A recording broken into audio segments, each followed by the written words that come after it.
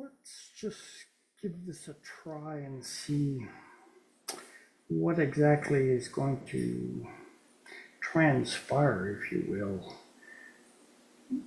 when we tune into the planetary conversations that this week has in store for us, or that we might have in store as a reflection of that very same energy. I'm not going to tap into a lot of things this year, but the few things that I'm going to bring up are very, very potent considerations. One is today. Today is Saturday, the 26th. On this day, Venus, our planet of justice, or how we engage with one another, how we can really do the dance that we came on Earth to do with each other, steps out of bounds to the south, which basically means that it has gone past a line of demarcation, which is 23 degrees, 26 minutes north or south of the equator, which are the limits that the Sun and Saturn both stay within. They don't go beyond those limits. But the other planets, yeah, they can have that tendency to wander. And this is a north-south thing. It's not the longitude demarcation 15 degrees going around the planet.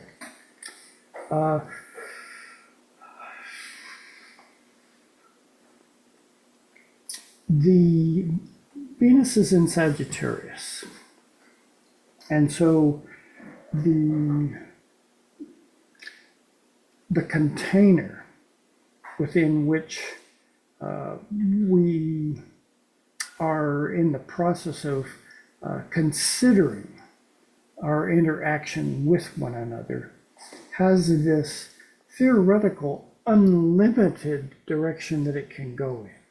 The Sagittarius really has no limits. It's always going for more. Sagittarius Venus being out of bounds. I'm going to throw out three terms that are out of bounds that I don't often do. Usually I'll do the wild, uncontrollable.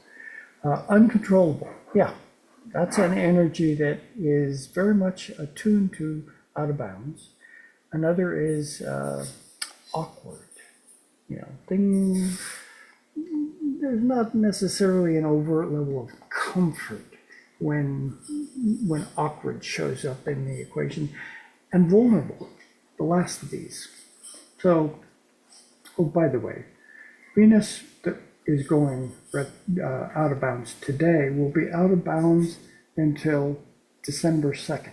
So the entire month of November, this Venus energy is going to be out of bounds. And just a little extra insert or insight that I'm going to throw in there is that also during November, Mercury, how we think and communicate, how commerce functions. Yeah, how about that? Mercury is the trade planet as well. Is also going to go out of bounds on the 6th of November and will be out of bounds all the way through the rest of November. So we have these two elements that are going to go out of bounds. And the moon, of course, because every other week it goes out of bounds, it's going to do this out of bounds dance as well. Basically next week, the week after, and then near the end of November.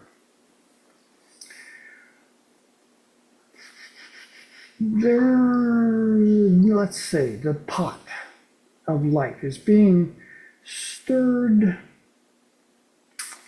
Can I use the term uncontrollably right now? On the planet, energetically, because of the machinations of the political scene that is, theoretically unfolding here in the way that it needs to in the United States, with our election being the week after this, next week that's coming. So this is kind of like down to the wire. And you can kind of observe, some energy factors in play politically that you really have to wonder where it's coming from.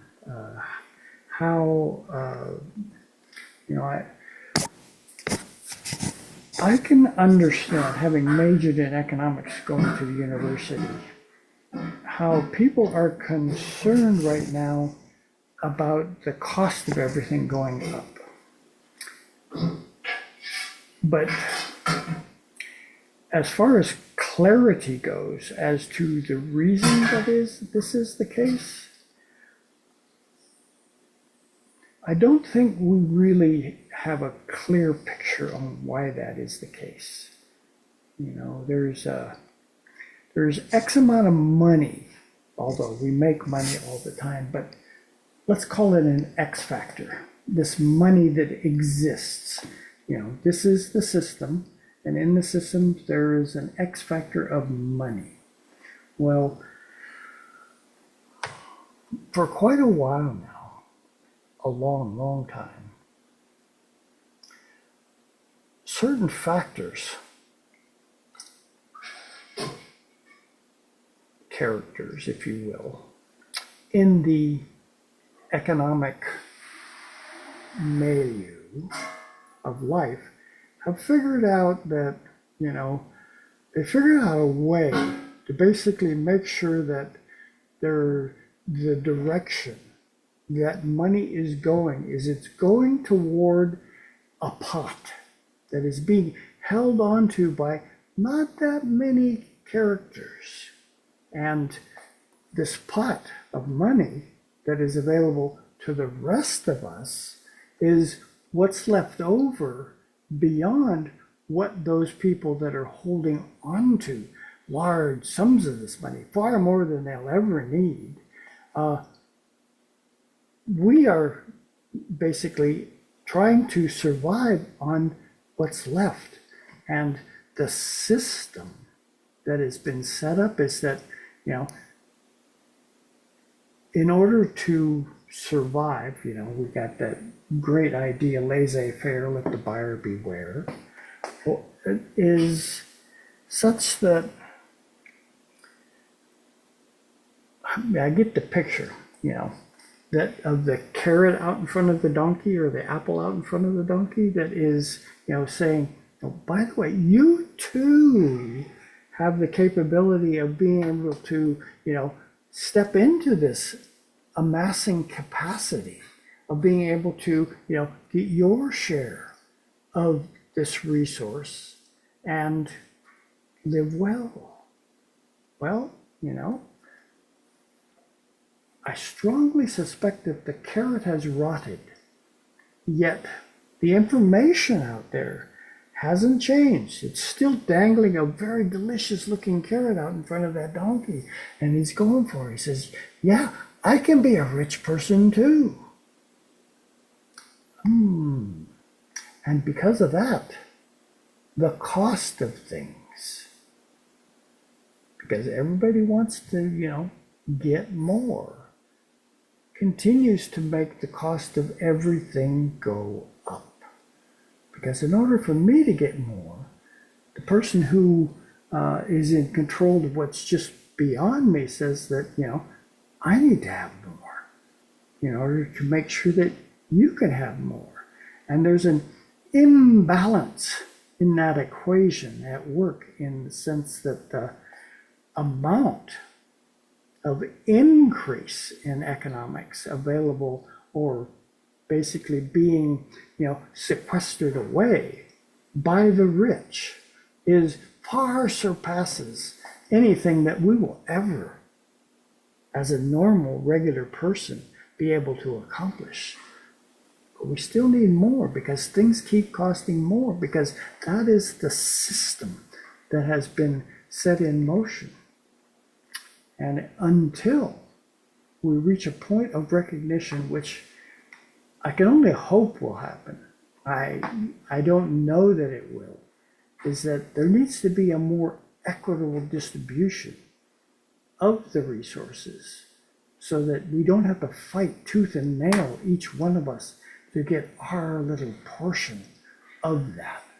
Anyway, that's just my little economic blurb that I'm throwing out there.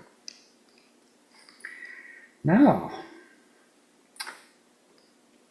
during this week, we're still in the zone of Scorpio, by the way, but this will be the first full week of Scorpio that we're going into. There's always these factors in play that are asking us. Let's see. You can see the chart's already bumped up to Wednesday of this week because, when in looking at the week, there's always aspects going on. The planets are always talking to each other. One thing I can say is the moon has been getting closer to the sun. We're about to have a new moon. But on this day, Wednesday, a Mercury day, by the way, you will notice that Mercury here at 25 degrees of Scorpio is exactly opposite to Uranus retrograde over here at 25 degrees of Taurus. Now, Uranus and Mercury, they're very much related. Uranus is said to be a higher octave of the mercurial dance. And here we are across that Taurus-Scorpio axis, which is, believe it or not, that's the axis of economics, of resources. Taurus is more the personal resource thing, whereas Scorpio is the shared resources. What is possible if we can step beyond the personal sequestering away of resources and get to the point where at a collective level, Scorpio, we might be able to, make more resources available so that things that are required to be done can be done in a fashion that doesn't bankrupt us. So Mercury is spinning these thoughts from the deep penetrating realms of Scorpio, saying, we should really be, doing something much more dynamic with our resource base. And Uranus is saying, higher octave of Mercury, remember, in Taurus, saying, I am trying to wake you up by rattling your cages enough to be able to see that there are options that maybe you haven't quite tuned into. I just realized my microphone's been on top of my head. Hopefully you've been able to hear this. Anyway.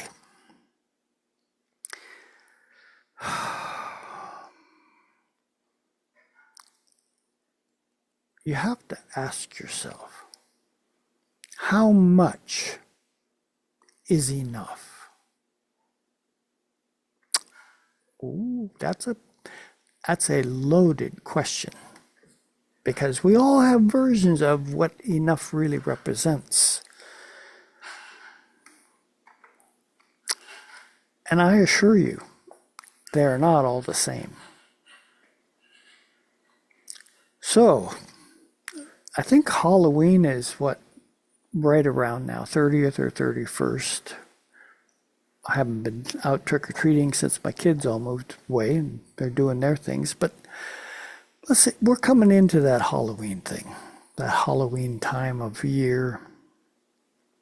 Another factor that I'm aware of that we will also, this is big, the Mercury-Uranus opposition, even though it's going to move quickly by on this Wednesday, mercurial day, there are perspectives of our economic dance that we're doing that are in play. They're asking us, are you paying attention to what's really going on here? Look at this, the 31st, only 9 degrees left to go before the new moon. Well, the new moon happens at 9 degrees of Scorpio on the 1st.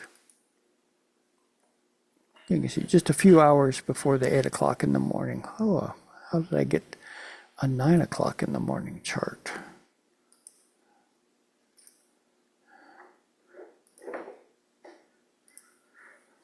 Yeah, pushing buttons.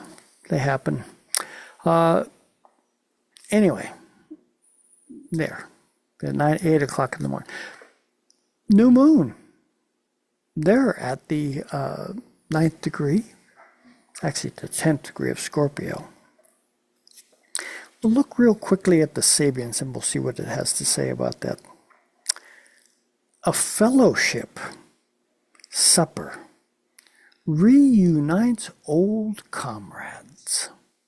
And the keynote says, the overtones of human relationships based on a community of work or experiences. And this is the value of comradeship being emphasized. Now, while I generally don't do this because it's a quagmire, the political scenario that we are in right now, I have to ask you, as we're considering this new initiation point, new moon in Scorpio, and relationships and comradeship, might you sense that there is an imbalance at play between the candidates?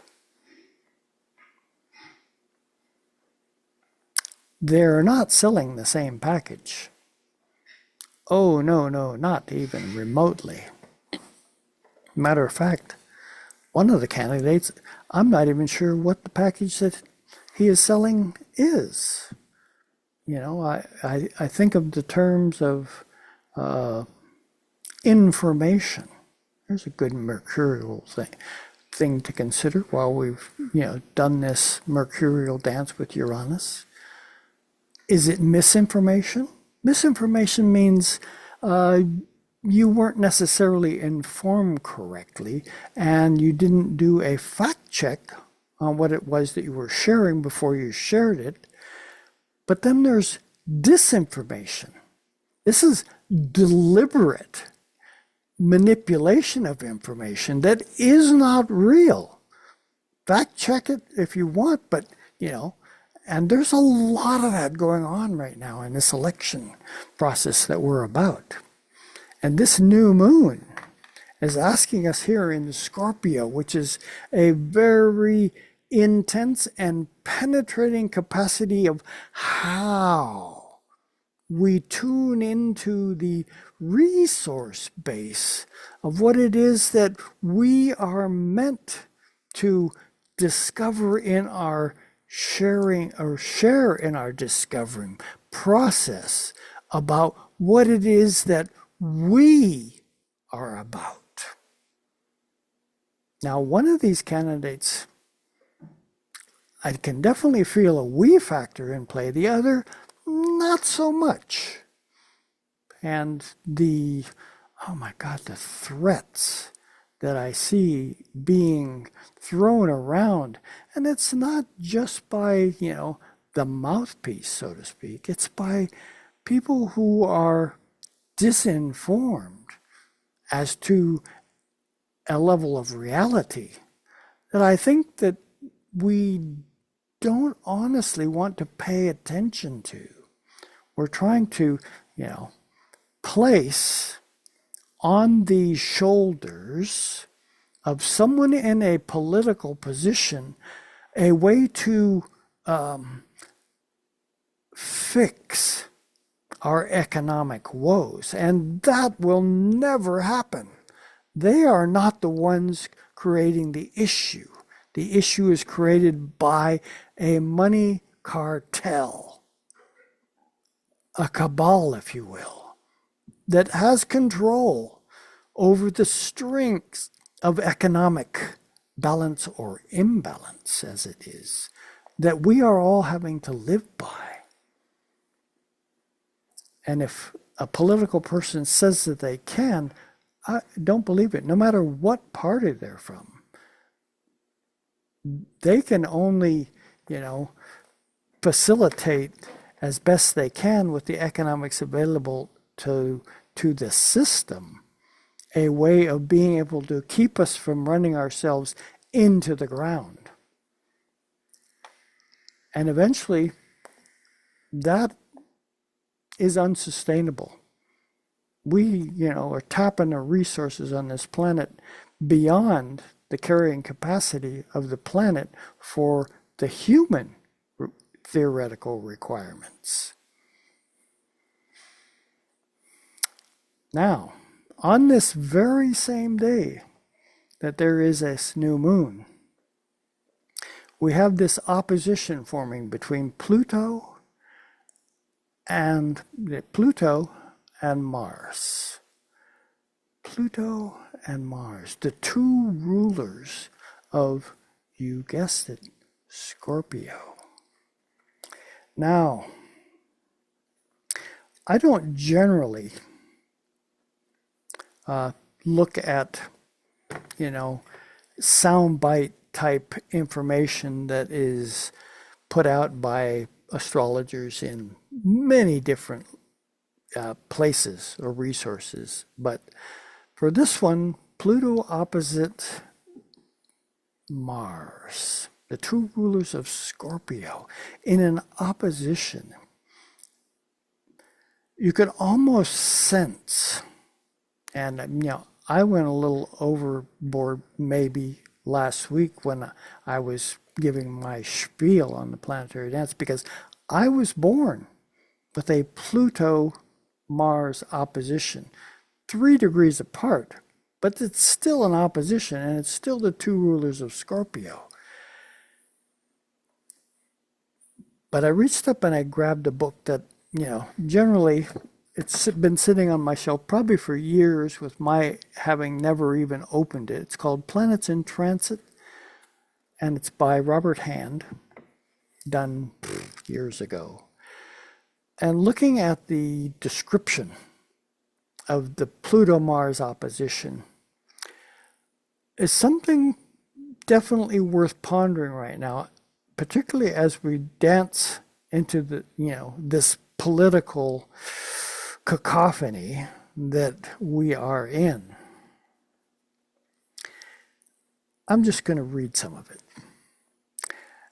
At this time, your efforts to affect others and to transform conditions around you may meet with considerable resistance. I sense this, even though I can see what's going on. There are factors of resistance that, are not going to accept this. Nevertheless, you strive to get ahead and are prepared to work hard. I think that's my Mars Pluto. I am a hard worker.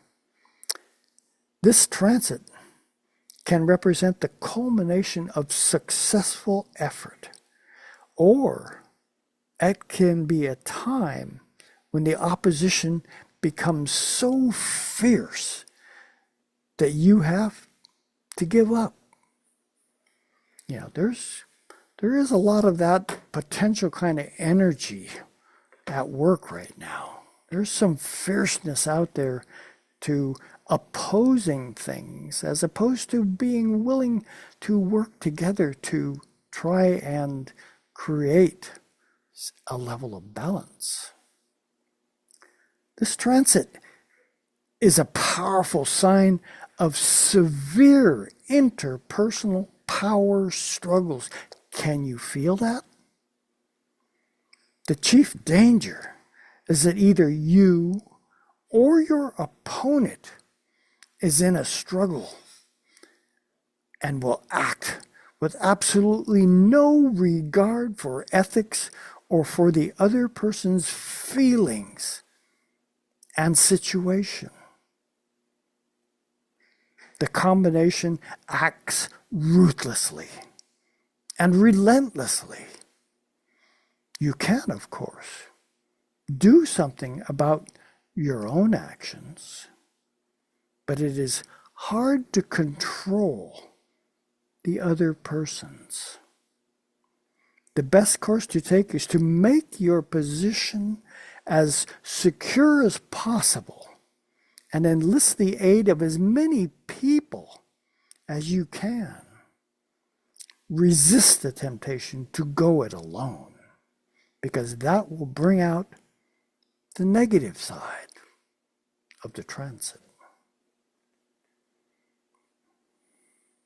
If you're tempted to try to gain control over others, be very careful.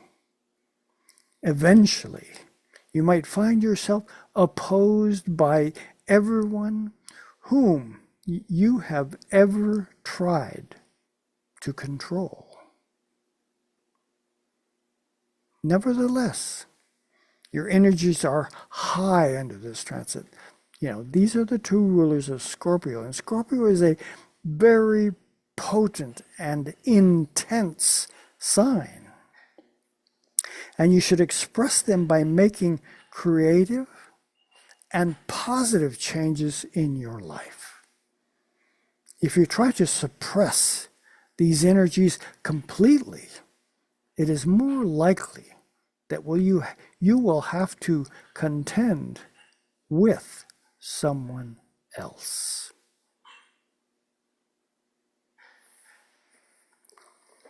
I'm going to leave it right at that. There's more written there, but I'm going to just leave it at that. We all have Scorpio in our makeup somewhere, is that capacity to have insight into the druthers, if you will, of someone else who you sense is not being entirely honest with you, because our Scorpio side of us has that intuitive capacity, if played appropriately, to observe that. Now, there are versions of the Scorpio dance, the three elements, the Scorpio, who is all about protection and, doing that Mars strikeout with its stinger. I am going to defend myself with everything that I've got. The next version of Scorpio is the eagle. And the eagle is a higher vision that sees things that are going on. There's that intuition that I'm talking about.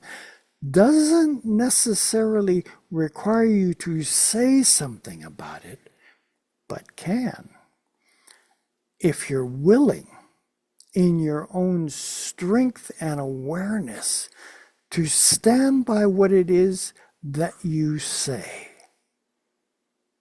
And the final version of Scorpio is the phoenix.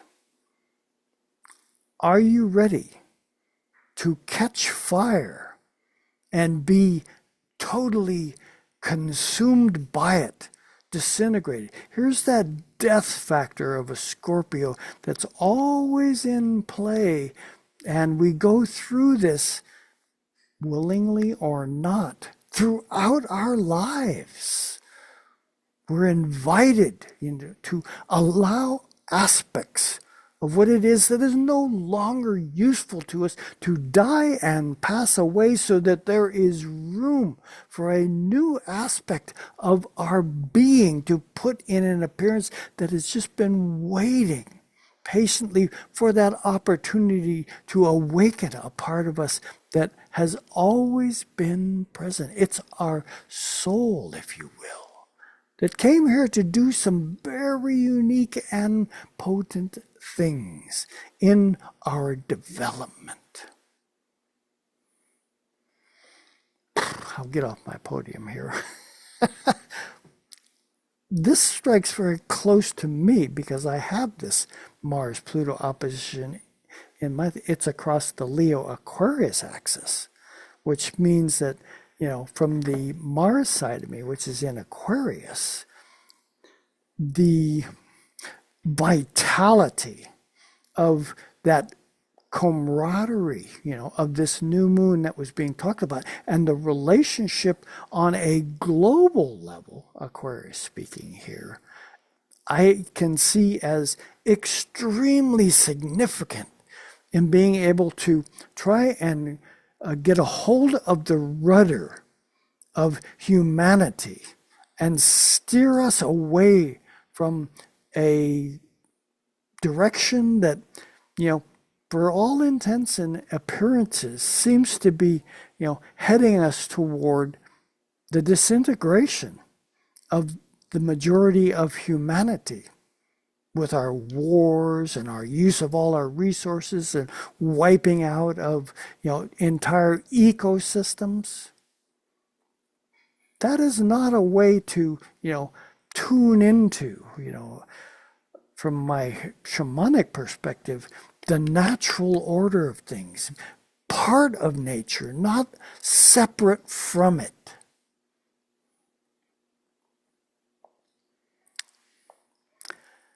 And for a little extra thing, this is going into the weekend, we have that.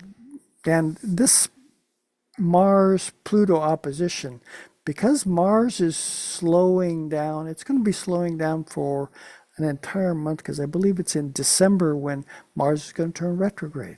But it's going so slow as it's approaching that, there's going to be a number of days here where this Mars-Pluto opposition is in play. And here we are. We're on Saturday right now, Mars. And you can kind of see that Mercury here, 29 degrees, 45 minutes of Scorpio, and Mercury is moving at what speed? Every day, Mercury is moving almost 1.5 degrees, which means that on this day, Saturday, Mercury is going to shift from Scorpio into Sagittarius. That's a big shift. Mercury going into Sagittarius, you can say from the Hellenistic or old world astrology, is moving into its detriment. It's in a sign opposite one that it rules. Yet the energy of this Mercury dance that we are all participating in right now has the capacity from the Sagittarian arena that it's going to find itself in as it goes forward from here, is going to say, what else is there? That's Mercury curiosity in a realm that sees no level of an end in sight. Always more. Can you sense, Mercury breathing in with opportunity and options that it hadn't considered yet? Is that a detriment? It depends on, whether you tune in too much to the Jupiterian side of Sagittarius that, can actually put you in the too much category. So we are advised that utilizing Mercury appropriately as it dances through Sagittarius to recognize that there will be lots and lots of opportunity that is presented to us. Use the thinking capacity. Use the heart to sense what is appropriate. And as we do that Sagittarian dance, this is a preparation for what comes next after that election day on the 5th, this next week. I will get into that when I do next week's consideration. But for now, suffice it to say that our Venus out of bounds in Sagittarius could receive a boost when Mercury joins into the Sagittarian dance. And the moon, you can see, is coming right along. And it seems to me, yes, the moon is out of bounds. When does the moon go out of bounds? On the 3rd, which is Sunday. So the moon is going to be out of bounds for the election. Venus is out of bounds for the election. Mercury is going to go out of bounds the day after the election. Are we going to feel uncontrollable, awkward, or vulnerable during this time? Some of us will. Your decisions as far as the path forward that we're going to take here is either going to be more war or potentially a Libra awareness of what it means to actually engage meaningfully with one another, to try and right this ship of humanity appropriately. That's all I got for this week. Lively astrologer coming at you. So I trust that we have the wherewithal within us that no matter which way this election goes, I can't see how they can call it a close, polling between these two, but polls are polls. Whatever. We will see what we need to do after that. So, ciao for now.